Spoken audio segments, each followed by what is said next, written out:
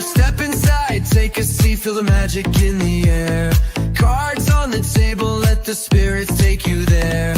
Aeson's got the insight, Joe's teching up the show. Sip that truth, honey, let the mystic wisdom flow. Oh, ooh, it's the Sidekick Coffee Shop.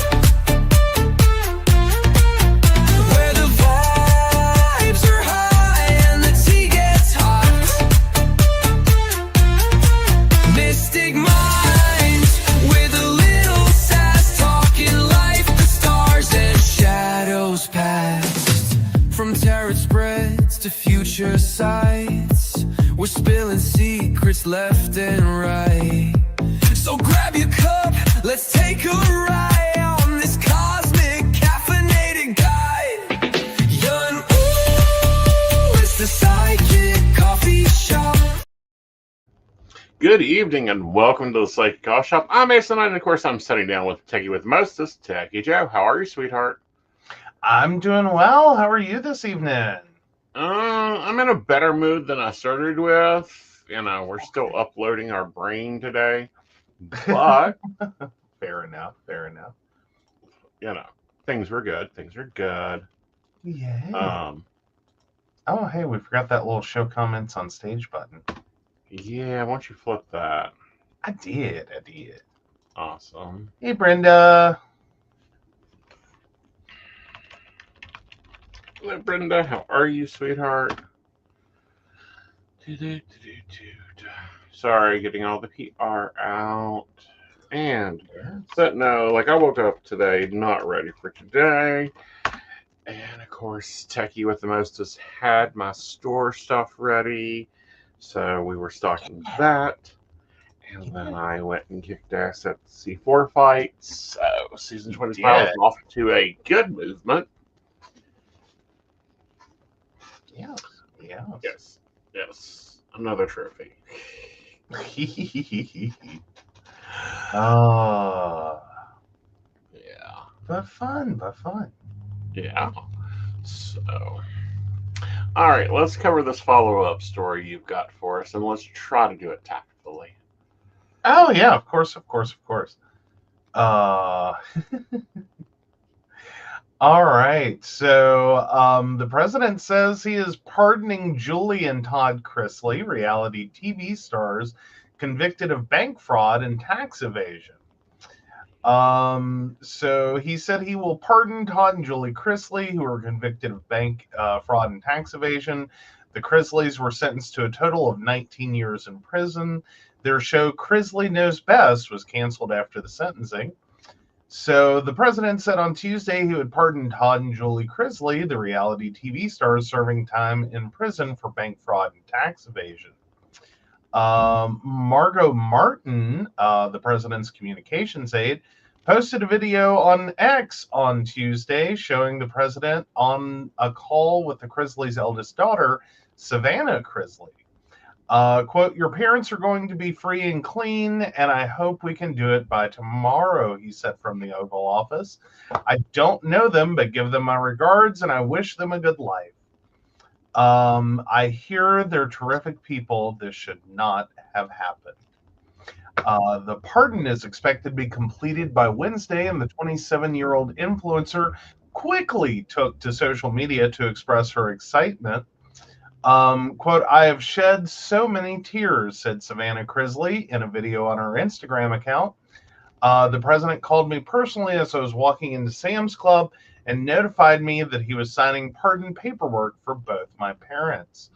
He didn't just commute their sentences, he gave them a full unconditional pardon," the 27-year-old said, adding that she will be picking up her parents in a pink MAGA hat.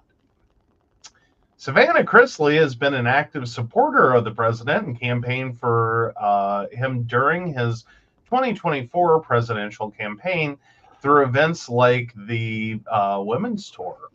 So Savannah Chrisley had appealed for her parents' pardon while speaking at the 2024 Republican National Convention. The Chrisleys were convicted on bank fraud and tax evasion counts in 2022 and sentenced to a combined 19 years in prison, 12 for Todd and 7 for Julie. Both have had their expected release dates moved up since reporting to federal prison in 2023. The reality show Chrisley Knows Best was canceled following their sentencing, with final episodes airing in 2023. The White House did not respond to a request for comment from Business Insider. Neither Savannah Chrisley nor attorneys for the family responded to a request for comment. See, and this case is a case of you need to know who the people you are in business with and what the hell they're doing. Well, if I remember right, this was the one where something like their business manager, their accountant, or something. Their business partner. Okay, KKK. Basically, what like had been mismanaging the company and not paying taxes and not paying taxes, not paying business taxes, and creating fake bank documents to present to banks to get loans to buy more properties. This was before the reality show when they were just flipping properties and being a real estate mogul. Mhm. Then 2008 hit, and whoosh went the flushing commode of the housing market, and the scheme fell apart. Yeah. Well, but it also questions, is it really know who you're in business with as much as some business models are not a good plan?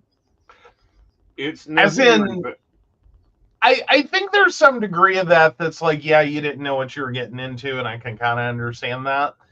Right. But I think there's also some of it that you had to have known was a little shady.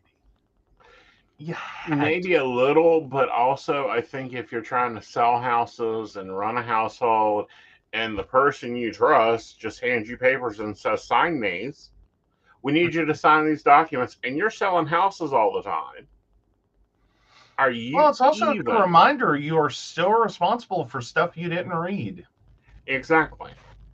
Like, and that's what happened here. Yeah. All right. So I could understand this pardon, and it's stupid. It's literally like, you're a fucking real estate agent. Read your fucking papers. But they didn't. Yeah. I mean, it also questions, as long as some of these documents are, does anyone? I don't know. Like, I think that's also why we need to get back to simple terms and conditions. Like, simplify this crap. Yeah. Well, and also maybe not, structuring deals in such a way that it's pages and pages and pages and pages and pages and pages and pages, to create this thing that is kind of an invention. Mm-hmm. You know what I mean? Like, we're not selling things that make sense anymore. Well, like financial investing, things like that. We're like, really? Well, when I bought this house, the sales document was 4 pages. Fair Okay, enough. and a deed. The deed is 2 pages because there's something about the subdivision and then the house deed. Mm-hmm. Okay. When I bought the townhouse in Columbus, that document was 72 pages. No one's reading that. No one's reading 72 pages at a signing when you're paying the lawyer by the hour, the real estate agent by the hour. Mm-hmm. Like, everybody who's got time to read 72 pages of a document? Yeah. On stuff that didn't matter. Like, there was stuff in there about the paint and stuff in there about the windows, and the carpet may have such and such. And it's like, why? Like, I'm buying a 1972 townhome. What do you think is in the home? Well, yeah, and some of it is, like, I get that some of it is going to be boilerplate anymore, but also some of it is just going to be, like the underpinning of a very complex arrangement. And it's why does it have to be more complex? Right. You know what I mean? Like it's like I still have issues with the last two. And it's been a while. Gem agreements I've signed.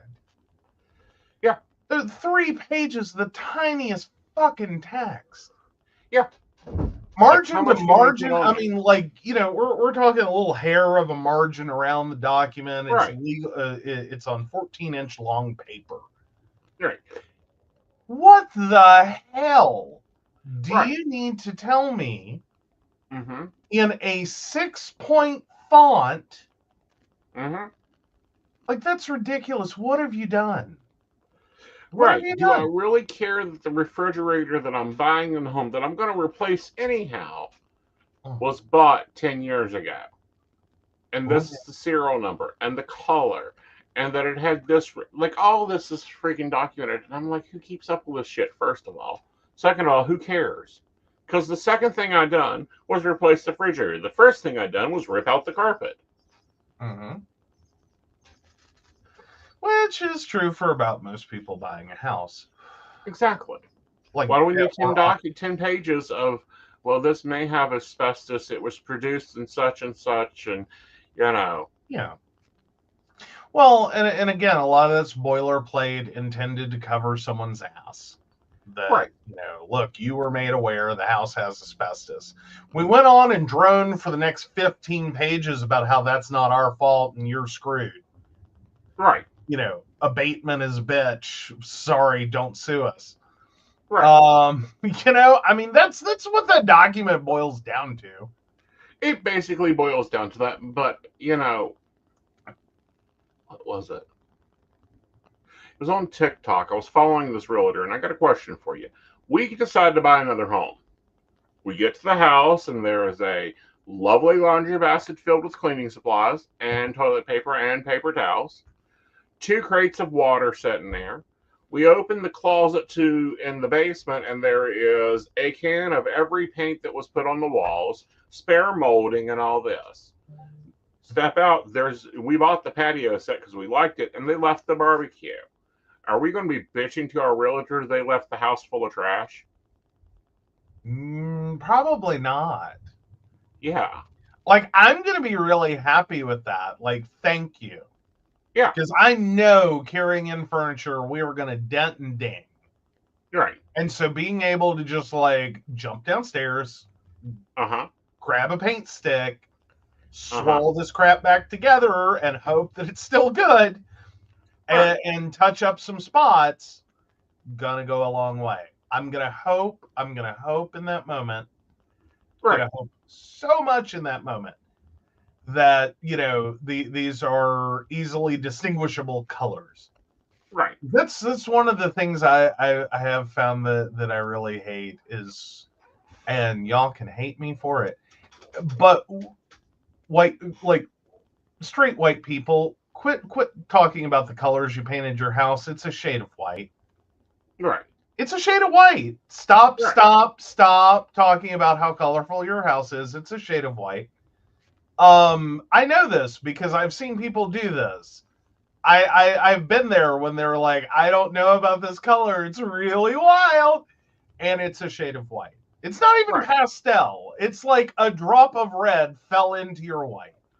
Yeah. A drop of orange fell into your white. Right. A little bit of green thought about your white. Right.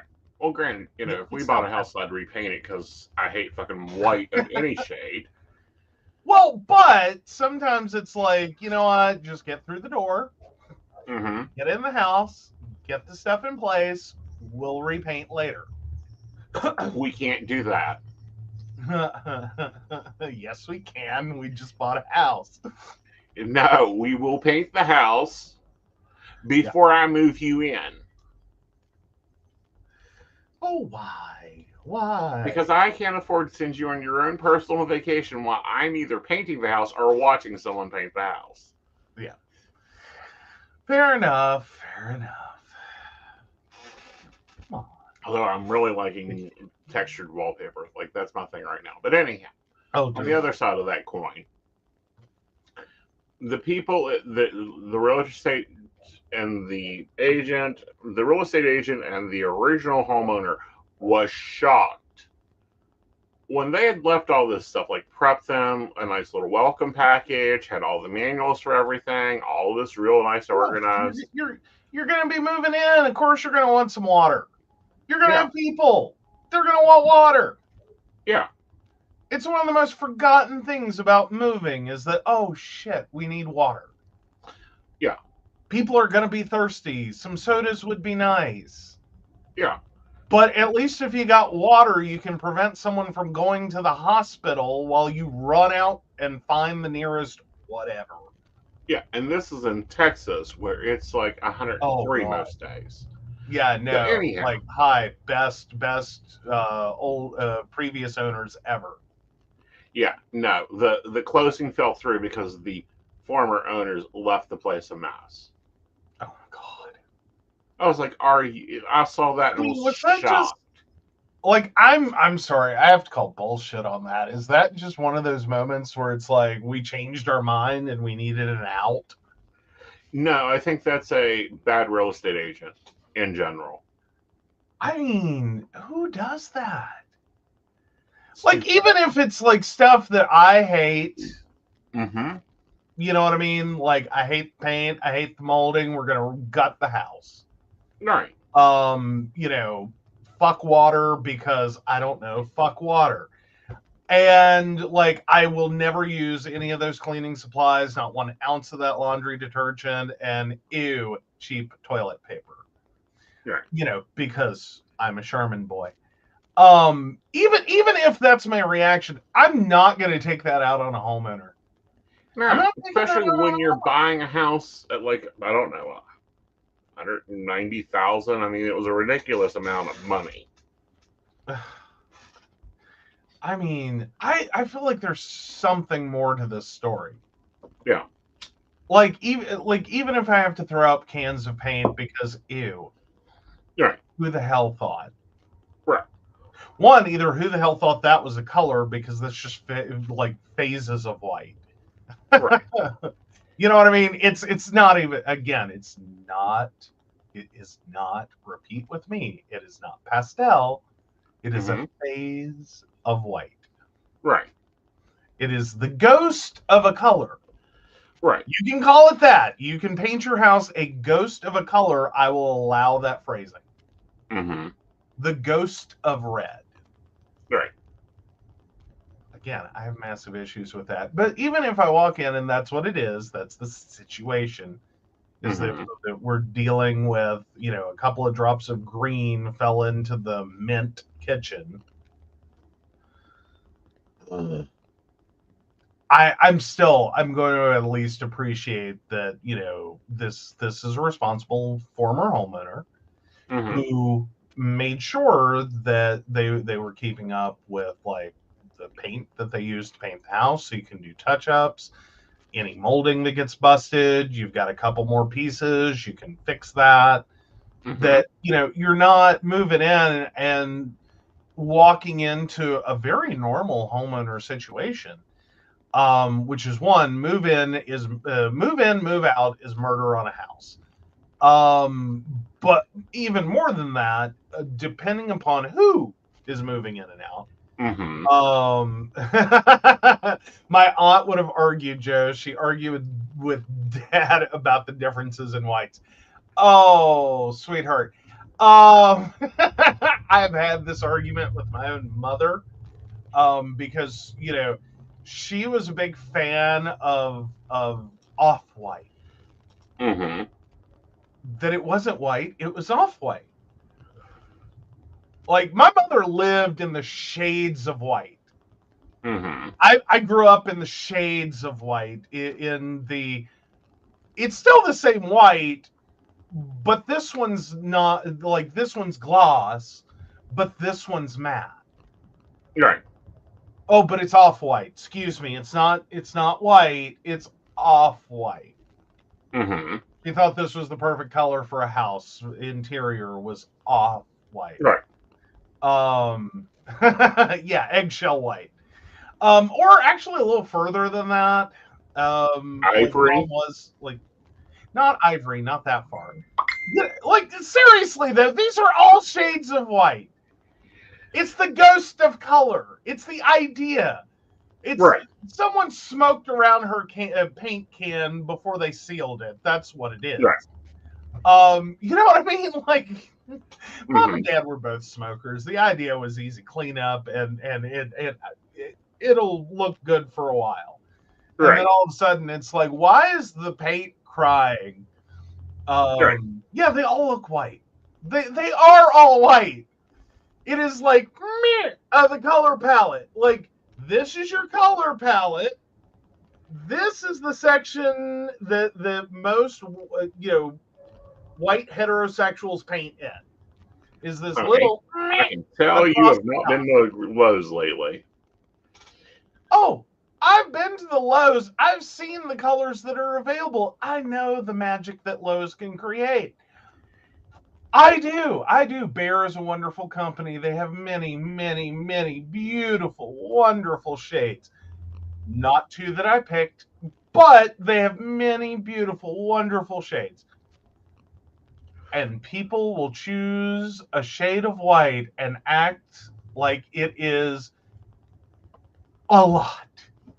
Yeah, and I think that was one of our biggest problems when choosing paint colors was you're like, do you want white? No. Do you want white? No. No white. Yeah, you're anti-white. Mm-hmm. Like I didn't even want to paint the ceilings white. I thought a nice sky blue or a bergamot yellow would have been great. Can you imagine having a sunset ceiling? I can imagine it. Not sure I'm ready for that. Although I could probably rock a nice black in this office for a ceiling. We could do that. I would We could do kinda that. like it. I'd kind of like it. Yeah. I would kind of like a black ceiling. Mm-hmm. I think Yes. it would have worked with this color. Well, I'm sure it would have worked with that color. Why? Why are you still mad about the gray? I'm still mad about the gray in general, and let's not even get started on the palm tree palm. The what is it? The the palm-tail green and the mermaid. No, it's mermaid's tail blue, and I think it's potted palm green or something. Mm-hmm. Yeah, Yeah. mermaid's tail, whatever blue. Both of It's which gray. are the exact shade of green screen and blue screen. I don't know how I managed that. The color chips looked way better. But on the wall, Mm-hmm. It's gray. no, it's a green screen, blue screen situation in here. It's gray. It is the exact color, but yeah. But now the grays were meant to be grays. Yeah. Like, yeah, but the blue and the green did not go the direction I wanted them to. Uh-uh. Not even close. Like This is the great blue, the blue was supposed to be darker. The green was supposed to have been a little lighter. and they were supposed to be all richer. Yeah. I think next time we're going semi gloss. Yeah.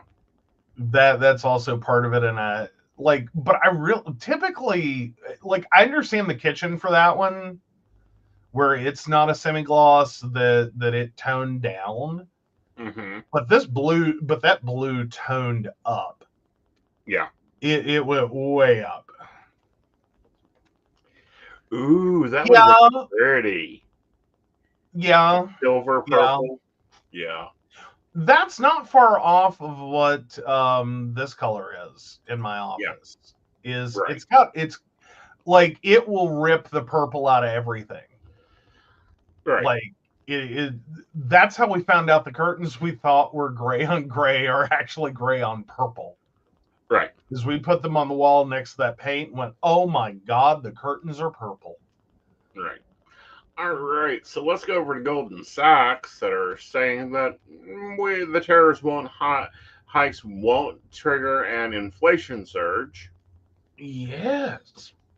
So economists at Goldman Sachs say the president's tariff policy will lift prices but not trigger an inflation surge. While that's good news, it's for a bad reason. The firm's expectation is the economy is going to slow down. But first, to the tariff math. Goldman economist David Merkel says the core measure of the personal consumption expenditure price index will accelerate to 3.6% later this year from 2.6 in March. That will come from the direct impact of higher import prices as well as the higher domestic production costs, as well as from producers opportunistically raising prices. The question is whether that price increase will be temporary or long lasting. There are reasons inflations could stay high. First, there just was an inflation surge that has scarred consumers. And the other is that consumer expectations of prices have already increased even before tariffs have started to bite. In response, Merkel does note that the University of Michigan's measure of consumer inflation expectations has increased more than the Conference Board and the New York Fed's measures. But more importantly, Merkel says that the U.S. Economy will slow down later in the year, growing just 1% or about half of the American economy's potential. We are skeptical about the prospects for prolonged high inflation amidst mediocre economic performance, he says. He says the coming inflation rebound won't be as extreme as the 2021-2022 surge. This is reassuring because the risk of high inflation becoming psychologically entrenched and normalized in price and wage setting should be proportional to how high, broad, and prolonged of an inflation burst consumers, workers, and businesses experiences, said Merkel. Compared to 2022, the labor market isn't as tight, so there's far less fuel for a wage price feedback loop. Also, this time around, consumers won't be able to turn to pandemic era savings from fiscal transfers. Merkel does allow that the tariff driven inflation rebound could become more dangerous if country-specific tariff rates rise back to prohibitive rates or if tariff escalation continues into next year. After the long weekend, the yield on the two-year Treasury was just below 4% at, what is that, 3.965. All right. Yeah, I'm going to say spending is going to get cut. I'm going to say that we're going to see higher prices, of course, but I think we're also going to see people not buy. Yeah, I think we're just going to see a massive drop in consumption. Mm-hmm. It's going to be like, yeah, your prices are great. Also, I'm not buying that. I don't need that right now. Yeah. I think we're going to see less fast fashion. I think we're going to see Americans moving back to older dinner plans, cheaper dinner plans. Yeah. Yeah. I mean, what else do you expect us to do? Right. Like functionally, as people, I think we're also probably going to see a lot of restaurants take a very big hit Quickly. because it's going to be high. If you've recently opened a restaurant, I am sorry for your luck. It is going to be a problem. If you But I are think we may even see the established trade in that chain- also. do what now? I think we may also see the trade in that because sometimes it's cheaper for us to go out to eat. It has, in some instances, been cheaper for us to go out and eat. Sometimes it is just a convenience. Right. It depends. It very much depends upon what we do. Right. So yeah, there's a little bit of that. But I think it's also going to be I think it's going to be a real struggle anymore for restaurants to kind of keep holding a price line if they end up paying more. Right. So it's going to be interesting to see what restaurants do with their menus to avoid that. If they just start cutting dishes because it's like, look, buying the raw, ingredients for this is bullshit. Like, I can't afford this. More importantly, consumers won't buy it. Right. Like, I would have to jack the price up for it. I'm going to cut my margin. Right. We're going to reinvent the menu. Mm-hmm. But it also may be interesting to see what that takes out of restaurants. Right. As well as some restaurants that are already in like a fingertip hold. Like some of the larger chains, like really struggling. Like the bigger, older names, that are just high. Like, I'm so sorry. Don't get me wrong. I dearly love their food and have for many years. But Cracker Barrel, yeah, they're like, the writing has already been on the wall for you, and half your business, literally, almost, well, a good solid third of your floor space in every single location, is cheap imported crap you put a massive markup on. Exactly. How long do you think you're going to weather that? Like, how big is your warehouse of cheap imported crap? Right. Yeah, many could cut portion size. Some serve like 2 meal portions. Very true. Although I would really appreciate that. Can we get back to a real portion on a real plate? That would be lovely. Because the plates keep getting fucking bigger, and in a lot of these places, the portions keep trying to rebalance that idea, and it's like, that's 2 meals. Right. That's not 1 meal. That's 2 meals. Right. And then granted, there are still other places like is anyone else getting pissed at Italian restaurants? Like, is anyone else noticing some of it's pasta, for fuck's sake? Right. You know what I mean? Like, it's pasta and a little sauce. Stop being stingy. But I've seen some of those get really small. And we've seen that recently, though. Yeah. Yeah. Yeah, well, the bringing home the doggy bag is kind of nice to an extent, and I've justified certain places for the fact that, yeah, it's a little expensive, but I ate for 3 meals or more. Yeah, I mean, there is some of that like influences my thinking, but if you start getting to the point that it's like, okay, well, you cut your portion size, that price isn't really gonna hold. Right. This is like the UK versus the US. Yeah, and the cup sizes that used to be. Yeah.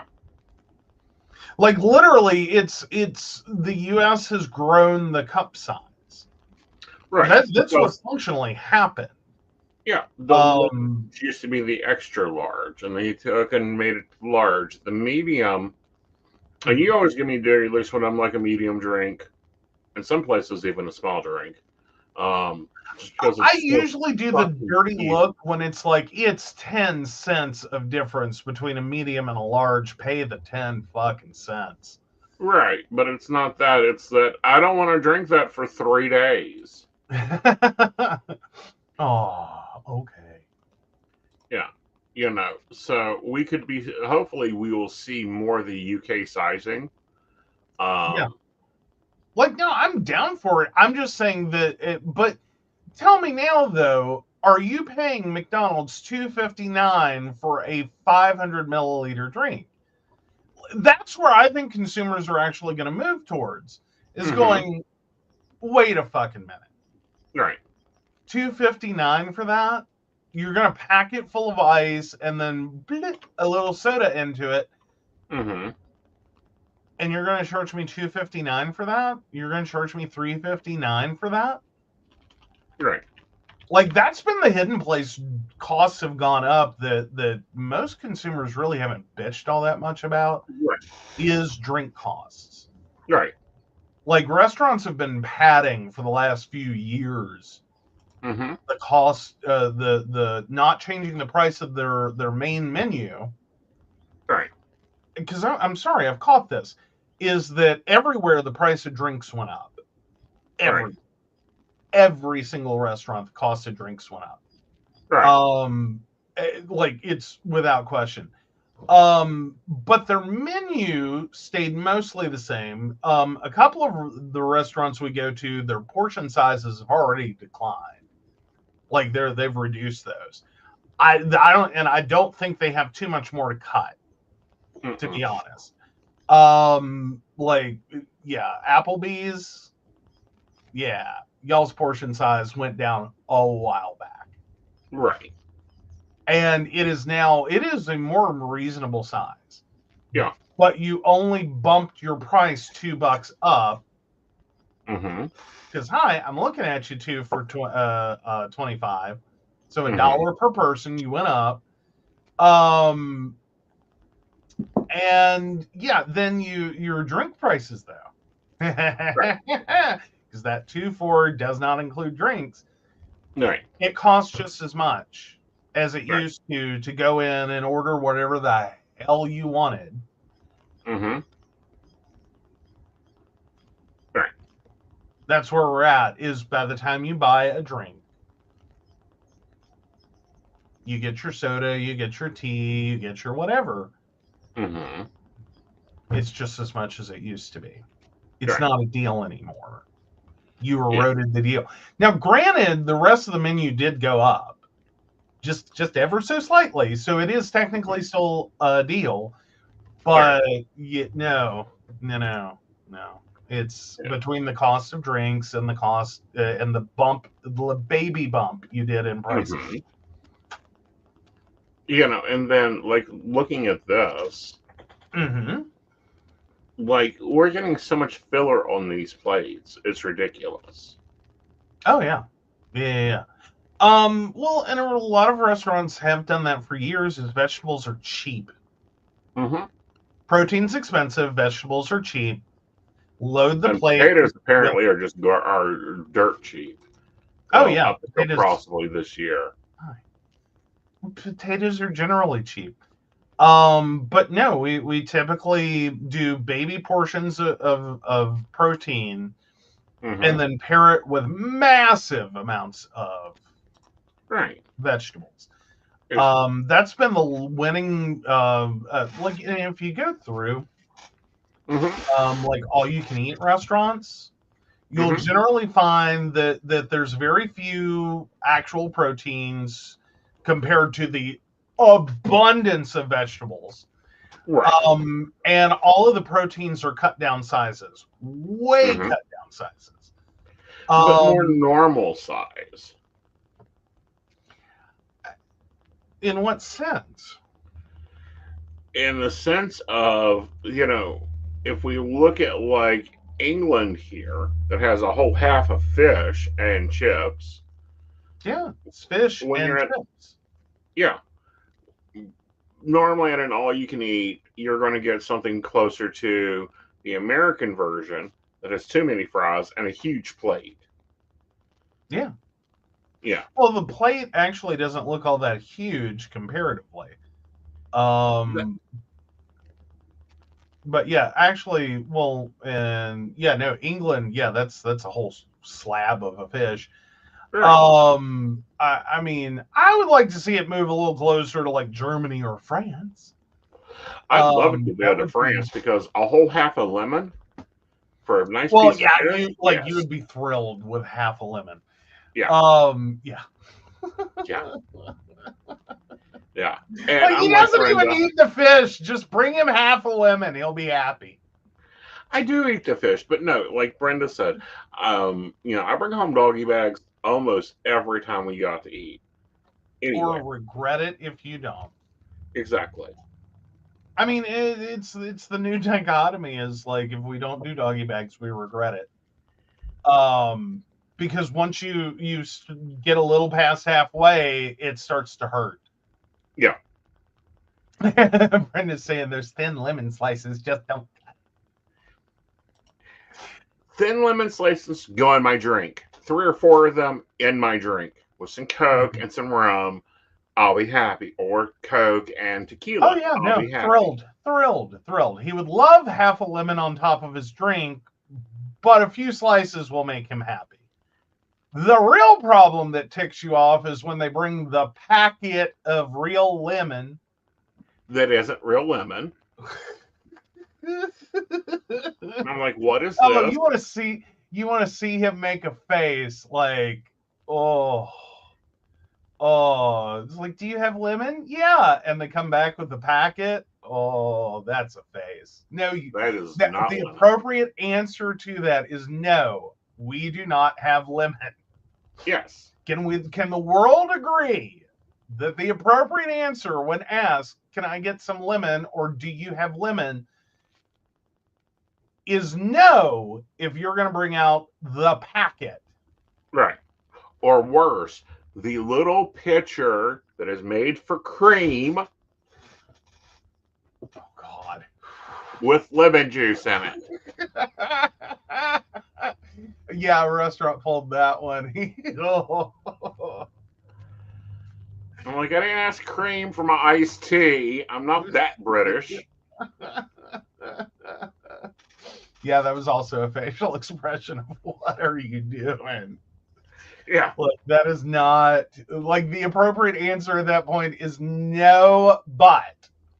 Right. Like, no, but we have packets. No, but I can do this. Not to just go with it and be like, Right. it's lemon. No, Look, it isn't. Lemon. Like, What's even worse is when I say coffee with cream and they bring me 2 of those little like half a teaspoon things of creamer. the thimble of creamer. Yeah. Yes. Get off my lawn. I know how this conversation sounds, but it really is fucking annoying. Yeah. Like, I just want to look at people and go, you don't drink coffee, do you? Yeah. Like, how do you not know that like 2 of those is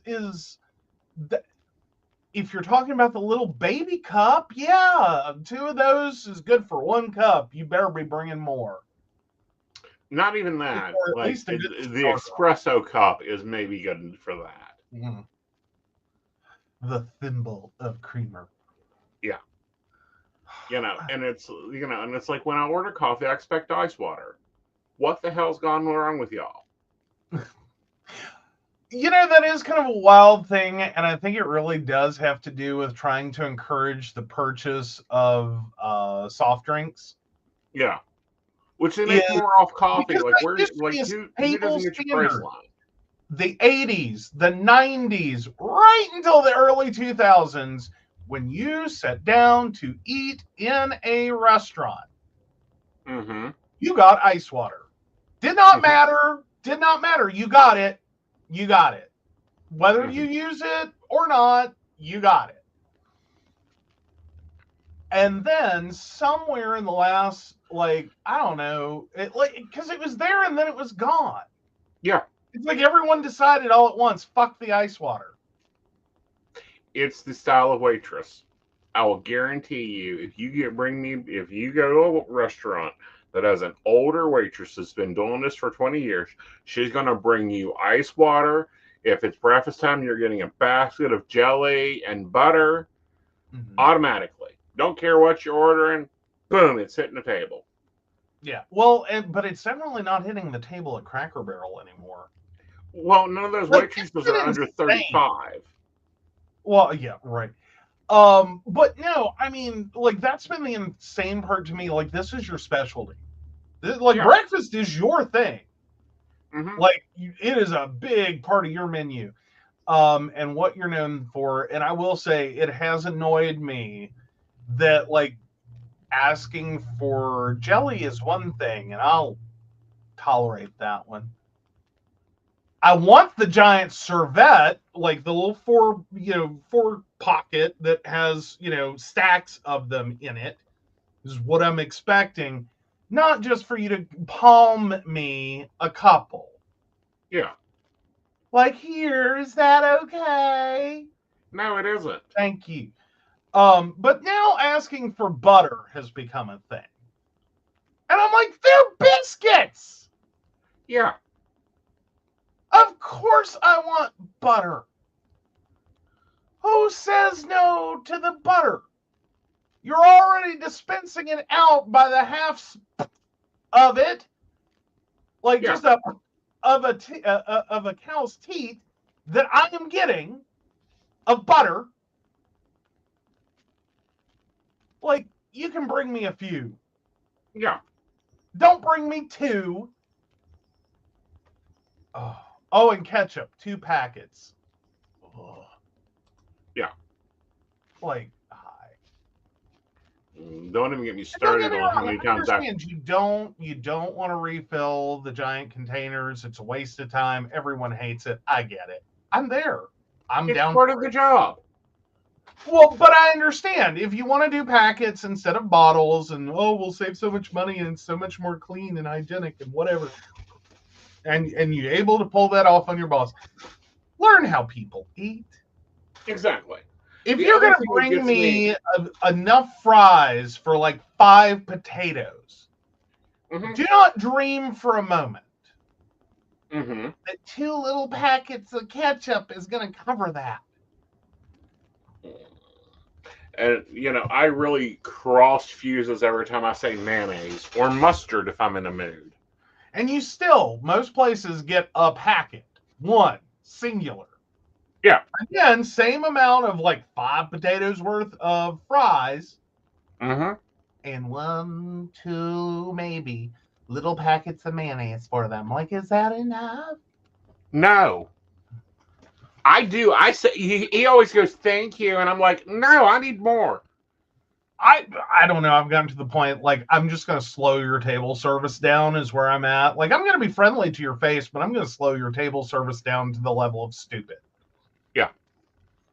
Like, if we're going to sit here and ration the mayonnaise or ration the ketchup or ration the mustard or the Taco Bell sauce or the whatever, if that's how we're going to play this game, then I will sit here and slow your table turnover to glacial.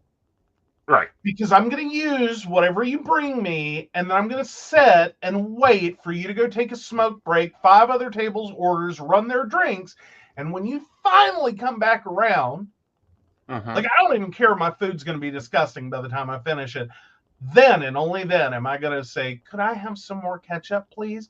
And I'm going to make you walk your ass to that kitchen to get me 2 more packets until you figure out the ratio of packets to order. Yeah. Because I figure at some point it will break in your brain and you'll be like, V8 moment. Yeah. Especially when they're 3 cents a piece. Especially when they're 3 cents a piece. Yeah. Yeah. So no, but I'll keep smiling to your face and going, thank you. All day long. Because eventually in your brain somewhere it'll click. That eventually. Like 5 potatoes worth of French fries and 2 packets of ketchup do not work. Right. All right, so the Pew Center is out finally. Now, this research study has been going on forever. Absolutely. So, yeah, 30% of Americans consult astrology, tarot cards, or fortune tellers. Most say they engage in these practices for fun rather than for insights or guidance on life decisions. Over the past decade, media reports have described rising popular interest in New Age practices such as astrology, tarot card reading, and fortune telling, These practices are frequently associated with young people, and they have developed their own social media cultures on TikTok and other platforms, especially during the period of social distancing brought on by COVID-19 pandemic. So how popular are these practices, and why do Americans engage in them? A fall 2024 Pew Research Center survey finds that 30% of U.S. adults say they consult astrology or a horoscope, tarot cards, or a fortune teller at least once a year, but most do so just for fun, and few Americans say they make major decisions based on what they learn along the way. I Here debate are you, other. Pew. Do what now? I debate you, Pew. But anyhow. I was withholding my comment till I got to the end. I have a few. Okay. Here are other key takeaways from the nationally representative survey of 9,593 U.S. adults. Despite recent attention to astrology, the number of Americans who believe in astrology doesn't appear to have changed very much in recent years. On the new survey, 27% of U.S. adults say they believe in astrology. The position of the stars and planets can affect people's lives. This is not significantly different from what we found when we asked an identical question in 2017, 29%. And although the results of earlier surveys may not be directly comparable because of differences in methodology, Gallup polls from 1990 to 2005 consistently found that between 23 and 28% of Americans believed in astrology. On most questions we asked about these practices, there are big differences by age and gender. Younger adults, and especially younger women, are more likely to believe in astrology and to consult astrology or horoscopes. For example, 43% of women ages 18 to 49 say they believe in astrology. That compares with 27% of women ages 50 and older, 20% of men ages 18 to 49, and 16% of men who are 50 and older. Americans who identify as lesbian, gay, bisexual, or transgender, LGBT, are especially likely to consult astrology or a horoscope and tarot cards. About half of LGBT Americans, 54%, consult astrology or a horoscope at least yearly, roughly twice the share among U.S. adults overall, 28%. And LGBT women are more likely than LGBT men to consult astrology at least yearly, 63% versus 40%. In addition, 33% of LGBT adults say they consult tarot cards, making them 3 times as likely as U.S. adults overall to say this, 11%. And 21% of LGBT Americans say that when they make major life decisions, they rely at least a little on what they've learned from astrology or a horoscope, tarot cards, or a fortune teller. While there is limited academic research on the topic, media publications focused on LGBTQ plus issues have described the prevalence of New Age practices in the LGBTQ plus community. Yet most Americans who engage in astrology, tarot cards, or fortune telling say they do it for fun rather than for insights or guidance on life decisions. Overall, 20% of U.S. adults say they engage in at least one of these activities, mostly just for fun, while 10% say they do them mostly because they believe the practices give them helpful insights. Relatively few Americans make major life decisions based on what they learn from astrology, tarot cards, or fortune tellers. Just 1% of U.S. adults say they rely a lot on what they've learned from these practices when making major life decisions. An additional 5% say they rely a little on what they've learned. Fewer than 1 in 10 Americans engage in these practices on a weekly basis. While there are now abundant ways, both online and in person, to consult a horoscope, tarot cards, and fortune tellers, just 6% of Americans report that they participate in one or more of these activities at least weekly. More, 14%, say they engage monthly in at least one of these practices. All right, I think we're stopping there because it looks like it just keeps breaking it down a little bit further and a little bit further. It does. Yeah, and mostly just to get deeper into the demographic pullouts. Right. So, Yeah. but yeah, I'm wondering, how much of this is also related to like, there are some strong beliefs around people who state they believe Mm-hmm. astrology, horoscopes, all of it, tarot cards, tarot readings, you name it, palmistry, and on down the line. I wonder how much of that is like tempering the way people answer. And it's like, Right. well, I do it a little. You know what I mean? Like, I Uh-huh. feel like this might be the moment where it's like Bill Clinton going, I've smoked marijuana, but I didn't inhale. And I go, Mm-hmm. well, yeah, Yeah. yeah. All Yeah. right, yeah. Like, yeah, we've heard that one before. So I wonder if it's in that, like, because there is a strong judgment around. I think part of that. Tempering, like, how they answer that. Mm-hmm. I think they are, but I also think the research study is so small. Like, I'm sorry, let me check my current client base database. Oh, yeah. Which I think is technically bigger than that. But would not be a fair basis for a survey. My account. Yeah, my database is larger than this research study. So, Pew, you might want to go back and check that again. Well, but still, it's an extrapolation. Like, they're not saying that there are no adults. It is, they're a decent percentage. Right. I think the adults who are responding, well, I don't make major life decisions with it. I wonder how much that is influenced by, like, well, I was already leaning that way. Mm-hmm. I had the reading, like, am I going the right route here? And, of course, like, as it does often work out, Mm-hmm. your reader sits there and goes, yeah, do that. Yeah. Like, yeah, you're moving in the right direction. Here's your little dink of encouragement. Right. Move on.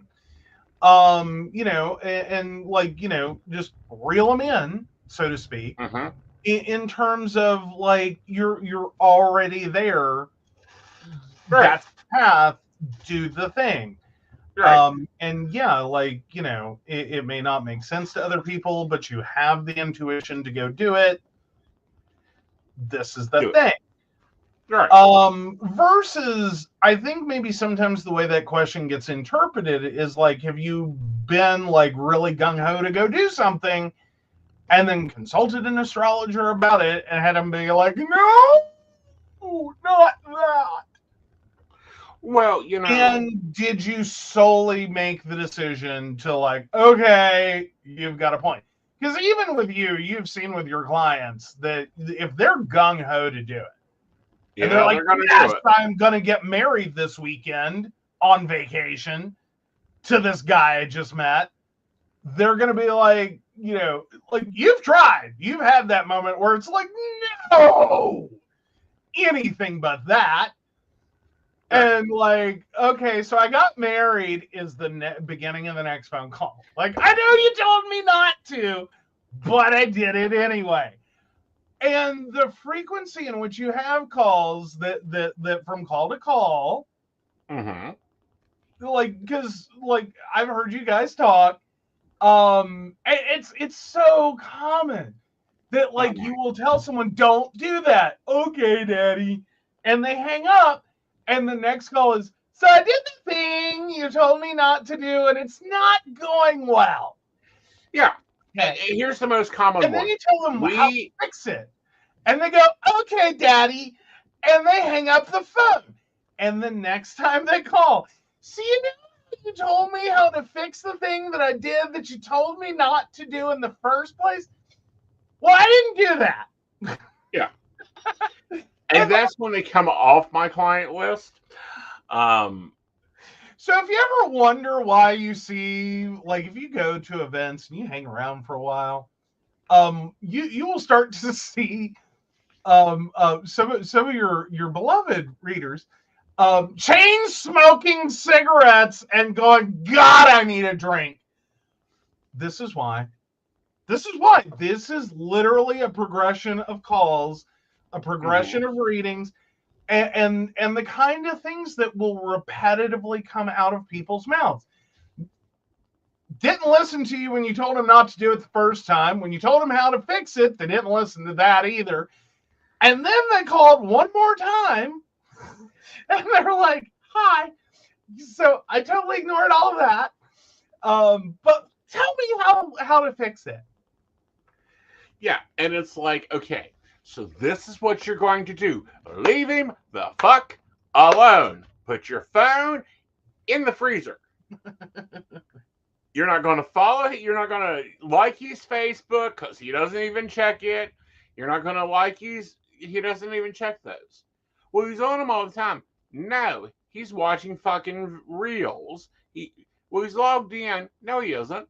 His device is. Men do not turn off their phones. They do not close apps. They do not turn off their computers.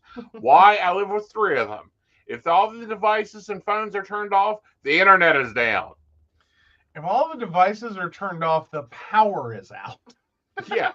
That's what's happened. It's not, even without internet, the devices stay on. Like, we'll wait.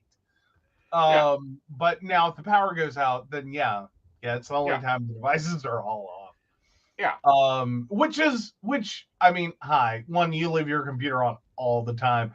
Meanwhile, you leave devices in other rooms that you abandoned hours ago. Just playing, just going as hard as they can. Just keep going. Like, he gets up in the afternoons, his morning, he gets up and the TV is still rolling. The YouTube he fell asleep to, and he just fucks off right out of that room. And he goes to the living room and he starts another YouTube. And he has like a cup of coffee, and then he fucks off out of that room and goes to the office where he will start another YouTube. And often it's the same YouTube that I'm finishing watching. No, it isn't. It never is, because they keep going. I walked in. I've got Peter Mond at full volume in the bedroom. I have Jay Morrell going hardcore in the living room, and then you are back there listening to Planner Stacy or whatever the fuck her name is, or whichever one you're into this week, going full blast back there, and I'm just like, I am in YouTube hell. I'm in YouTube hell. I'm in YouTube hell. Yes, it was the point, Joe. Says Brenda, your point, Joe. I've been known to do that. Turn it off. I'm watching all 3 of them. Stop it. Stop it. No, he's not. He is not. That is the biggest bullshit. This is the biggest bullshit. He has not watched any of them. He slept literally for 5 hours through one because it's the one in the bedroom. He turns it on and it's like, hi and welcome. That's it. He was out. He gets up. He goes to the living room. He watched a little bit of that one. Little bit. Got awake and inspired by Jay Morrell, who has to take care of her 85 children, and goes to the office with a mission to feed 85 children somehow today. And then he starts working and he goes, I don't know how to fucking do that. Let me find a YouTube for that. Okay, I've got a planner going now. And starts working. Like, that's my life. But you're also forgetting the other things occurring during that time.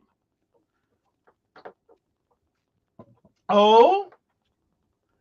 Elucidate me.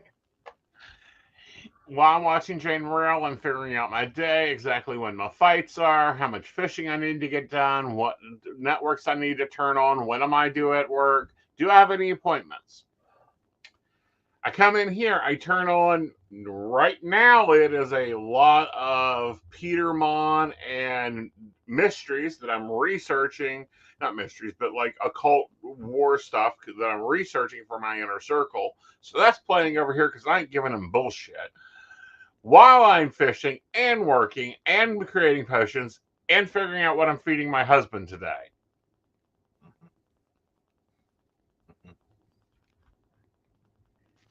Sometimes I feel lucky it's not bird seed and highlighters.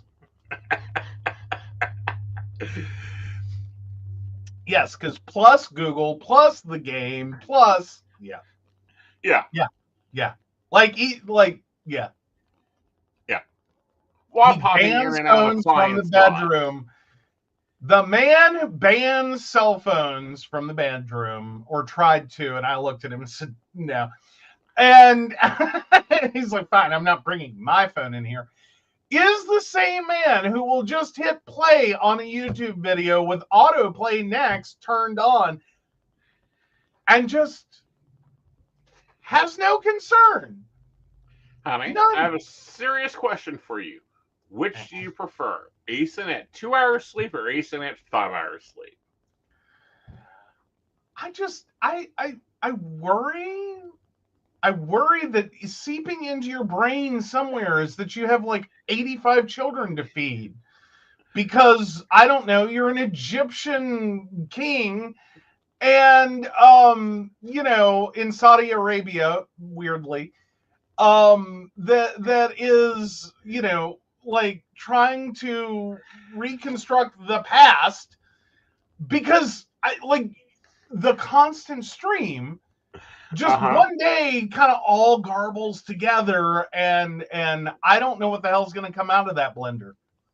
That's what worries me. But you're afraid of the phone sitting next to your head going ding. That will wake me up. The most annoying thing that occurred on Sunday. He goes to take a nap. I have free time. I'm going to take a nap. We lay down together. There's one person that is technically my daughter, and his client dinged him just as I'm getting ready to softly go to sleep. And she is currently on my shit list. All because my phone went ding, ding, ding, ding, ding, ding, ding, ding, ding. It happens. Over fucking shirts. Because I can sleep through most anything. I know. Anything. Except my office light. Yep, except your office light. God. I don't know how that became the laser beam of death, but it cuts through that door like the laser beam of death.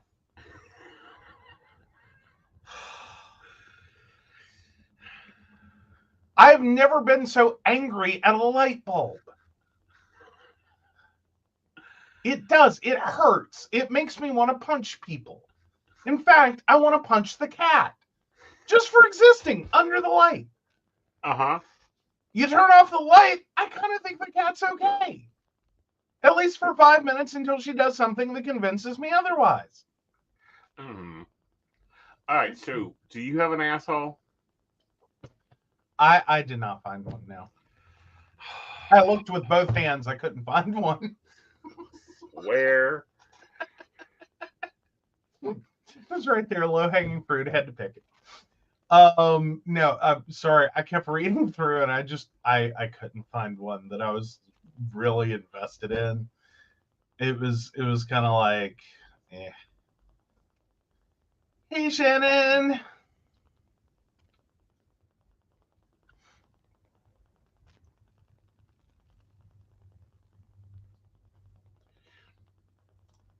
This one I like, so we'll take this one.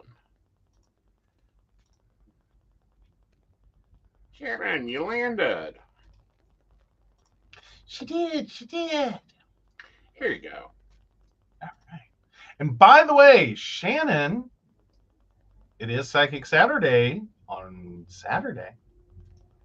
Just FYI, it's this Saturday. All right. So, am I the asshole for not disclosing that I am not Christian? To preface this, I do commission artwork and don't discriminate against any subject unless it's racist, homophobic, otherwise hateful, or sexually disturbing. I did a commissioned art piece with Christian iconography, a beautiful ornate cross, a saint, and scripture in calligraphy. The client was happy with my work, paid me, and then asked me what my favorite scripture was. I was honest and just said, "Oh, I don't really have one because I'm not a Christian, wouldn't really know which ones I'd like." He became upset and told me that he felt lied to because I have posted artwork of Christian subjects before and he assumed I would be Christian. He said the art doesn't hold the same spiritual value because it wasn't made with faithful intention. I was kind of unsure what to say. I said, "I'm sorry you feel that way, but I do artwork for everyone, and I'm open to doing Christian artwork because it's for the client, not me. Should I be disclosing if I don't share a certain faith when commissioned to do artwork for it? Am I the asshole?"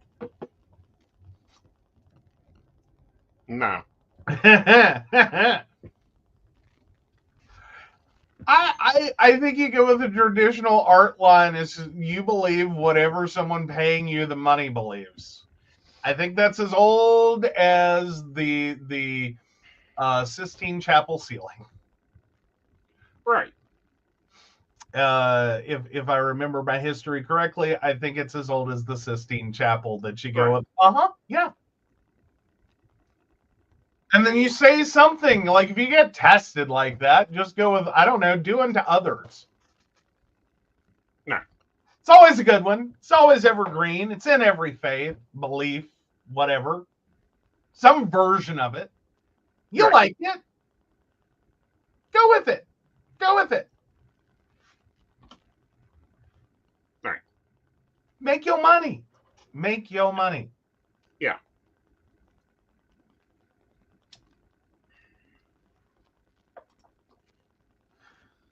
Yep. Nope. You aren't being paid to believe a certain way. If he wanted something like that, he could have asked around at church. Absolutely. No, chefs that aren't Italian make wonderful Italian dishes. If your eye offends you, then pluck it out. Yes. It's a good one. Another good one. That's a good one. I like Palms. Palms is fabulous. Yeah. Yeah. Psalms are always wonderful. Lots of rich, deep meaning. Mm-hmm. But yeah, no, I think you just kind of run with it. Right. Like I am not here to, like, my general feeling, because I don't care with my clients. Mm-hmm. I mean, it's great if I can help out someone whose entire worldview, belief system, career alignment, everything just totally jives with me. I'm really excited about that. I really like that. Otherwise, doesn't really matter. Right. I will say that I will take a much longer time fixing your computer if I have to listen to Fox News. Mm-hmm. I will say that. That's not really intentional. That's just me having like split brain processing, where like part of my brain is like, "You fucking moron," and the other part of my brain is trying to actually resolve your issue. So if you want to save some money, turn off your Fox News. I will fix your computer faster. Right. Because I have 100% brain capacity at that point. But then don't talk to me about like Fox News talking points, because we're back to the same problem. Right. Because then I'm having to be professionally nice and not scream at you while also trying to fix your computer. Right. See the problem there. Right. Yeah. All right. But I'm going to go with not the asshole. I'm going to go with not the asshole. I'm going to get the poll up in a second. YouTube, stop being a bitch.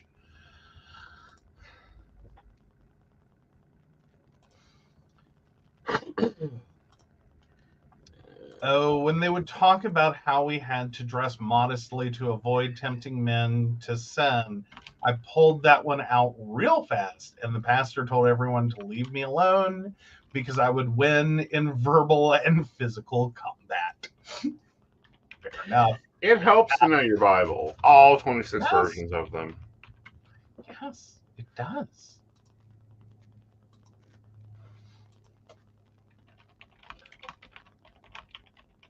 All right. All right. So let's pop over to our psychic.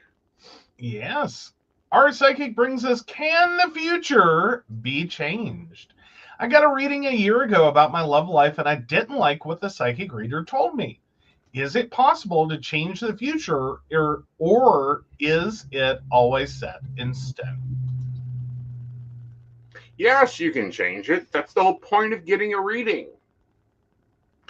I Usually say, it's more of the problem. not really. As in, like, you'll tell people what to do, which is usually back off, Right.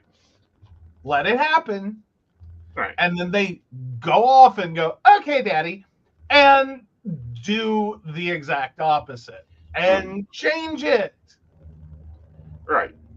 You had a nice alignment coming up. It was just going to be a few months. You were going to get the man of your dreams. You did everything he told you not to do. And then you're going to call and bitch him out and be like, I did everything you said. Well, not really. I did everything you told me not to. And I don't understand. You're right. Every time. So no, it's very changeable. Yeah. The question is, are you willing to do the work to change it? Which is sometimes sit down and shut the fuck up. That or see the path you're fucking on and go, am I happy? No! Get off the path! Is this really what you want? Yeah. I'm sorry, we used to take the call-ins. And I know there was one in particular, we got off the show that night, and I was like, is this seriously, like... Yeah. Can you please... Like, I had so many problems with your reading for the fact of, like, could you point out there's a rest of the world outside this damn office place? Please get out of the office. I gotta address this comment in a minute. Just for the record, it's Papa. I don't do the daddy thing. It's Papa. Yes. Yeah, that is his preferential. But no, it's the way it comes across though. Mm-hmm. It's just like, okay, I'll do that. And then none of that. They did none of that. And it's like when a little child's like, okay, daddy. And then proceeds to fuck off and do none of what you told them to. Right. And it's like, will you stop? So that's why I keep doing the, okay, daddy, is because it's how it comes across. It's like, no, stop. Right. Yes. But no, all of it is fixable. All of it is changeable. All of it is malleable. And usually that's more the problem. Well, and I got in trouble and got a 4-star out of a client. Oh, no. Is he my forever person? One, forever in my guide's mind is very fucking long, and we go about 2.5 years.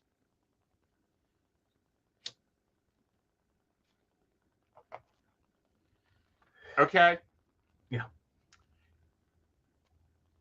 Can you tell me if we're going to have you... You just met this person 3 fucking weeks ago. No! You can wake up tomorrow and go, fuck this shit. I'm packing my bags and going to Mexico. I'm wrong. I'm not going to do that to you. I will give you concrete answers. Mm-hmm. Mm-hmm. Like, yeah, I don't know. And then sometimes you get those calls, I'm sure, well, because you've talked about them, is the ones that it's like, no matter how you tell them no, Mm-hmm. they keep trying to make a yes, or vice versa. How many ever times you tell them yes, they keep trying to make a no. Mm-hmm. And like this conversation is just going to keep going. And it's like, it doesn't work like that. Right. Or trying You know to what I mean? explain to them, okay, I understand we are in 2025.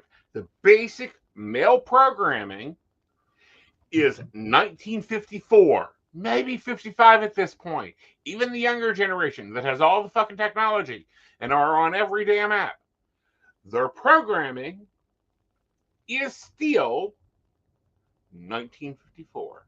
We understand women text, they message, they call, they send emoji after emoji after emoji after emoji. They do all these fun things. The men they're dating are from 1954. Stop calling him every damn day. Stop harassing him about his post. Stop caring about what he liked on Facebook. Because most of the time, it's not a meaningful like. It is a, I saw that. Yep. If they change that thumbs up on Facebook to, I don't know, a diamond, most men would not even hit it. Most women would not even hit it. Although when you talk about meaningful likes, if someone makes the effort to change from a like to literally anything else, that's Right. meaningful. Right. That's intent.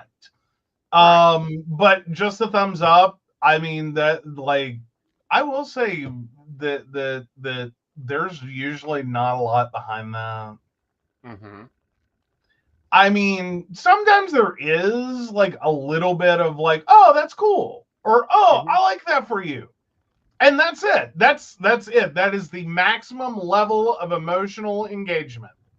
Right. And the other thing, men It is don't not, care I who's want to following them. leave my spouse and spend the rest of my life with you. That is not a thumbs up. Right. But most men who get a friend's request on any of these damn apps and maybe even take time to follow back if they're trying to do something, do not do an FBI investigation of the person. It's like, oh, I ad. know them. Cool.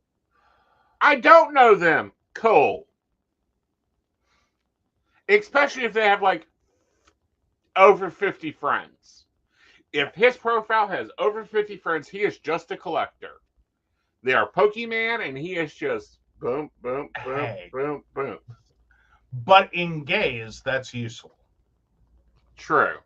Because you can like, if you're ever questioning, like, I literally call some people key gays.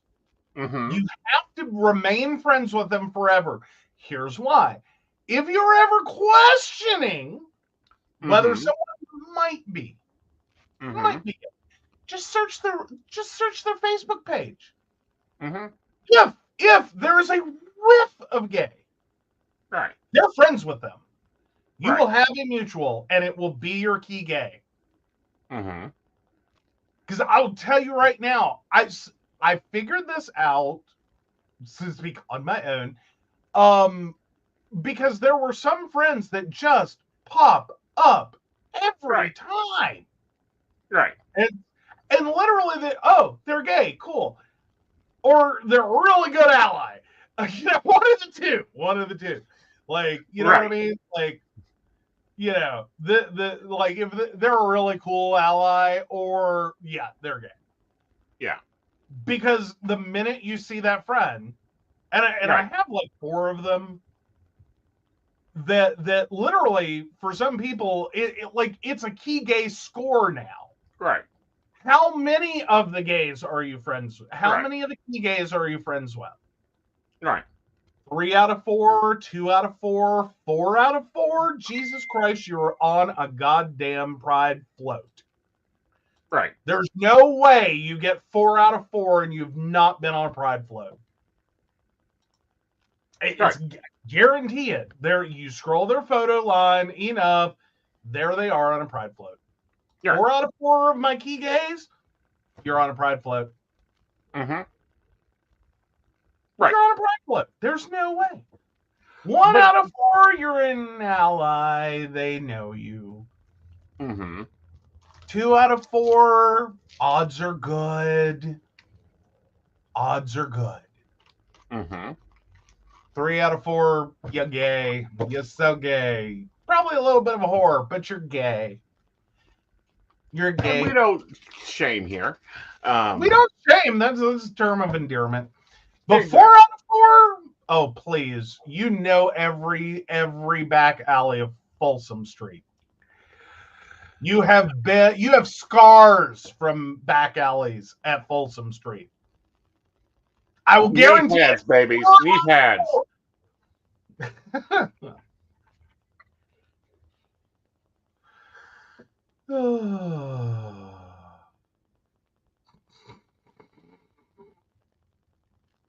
Oh, that's one for you to read.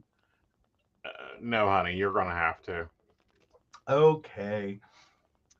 Oh, so yeah, Shannon brings us. Oh, guys, funny story for you. I told Brendan my husband and his mom were arguing. She said I was a rude bitch. He told her my wife has an excuse for being a bitch. She's autistic. You have no excuse. And I watched him get hit with a chance in real time.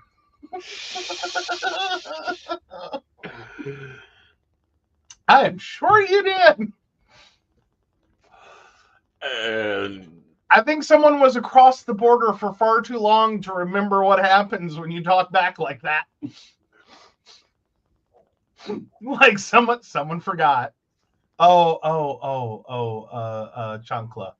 Yeah, sandal. Yeah. Yeah. Oh, got it. Yeah, no, don't talk back. Not to the mommy. The mommy will kill you. The mommy will kill you. All right, let's see what we're at here. Ooh. All right, so we have a blend here.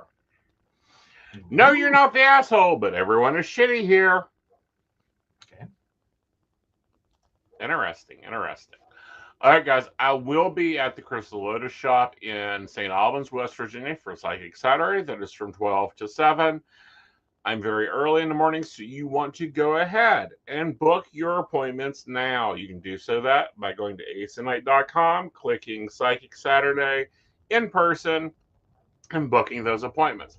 That will enable you to quickly move through things. And, I will be available. You won't have to wait around or hop on a list. Oh, no. Crowley, okay, then cast the correct vote then. Did you though? I'm sorry. I'm feeling like I will. I will channel some Natalie right here, right now, and be like, "But did you hit the wrong button? Did you though?" Anyway, thumb's too big for phone keyboard. Please don't banish me. I'm not going to banish you. Hi. Thank you. Thank you. This is how so many people get so many damn likes. Like, y'all. Well, never mind. Like, hi though. This is my thumb versus the size of an iPhone. A 14 Pro Max iPhone. Mm-hmm. Do you know how many wrong things I hit in a day? Hourly. So it is a unanimous. No, you're not the asshole. You didn't ask religious preferences.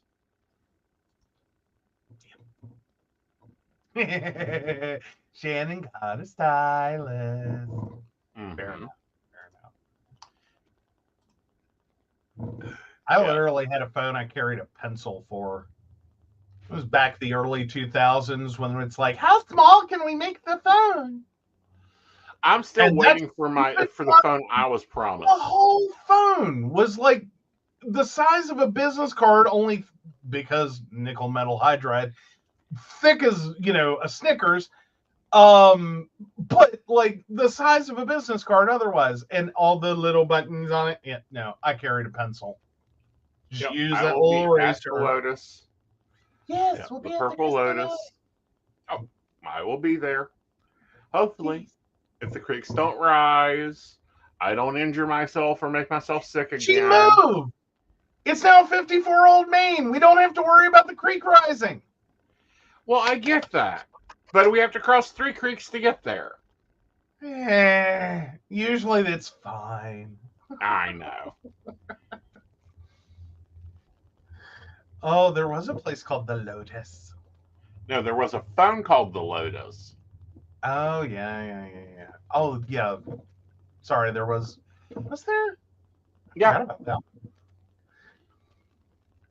Oh, it was a square shape when folded up. Oh, cool. Yeah. Very cool. Alrighty. Alrighty, guys. So with that, A little take it beautiful away. bean footage. So, of course, we want to thank Beverly Walker, Mika G, Brenda, Joan Owen, Shannon C, Shannon D, Lady Gwendolyn, Caitlin Bell, Devin, and Bella. If you'd like to learn, if you'd like to learn more about us, the show, or how you too can become a Patreon sponsor and receive all the wonderful benefits our baristas receive, please visit us at pcspnetwork.com. Yes. And you can always go visit aesonknight.com to get in connection with me, book a reading, take a reading. Good night, Miss Brenda. Night, Daddy. Uh-huh. See you later. Bye, guys. Bye. Buckle up, y'all. It's time to drop.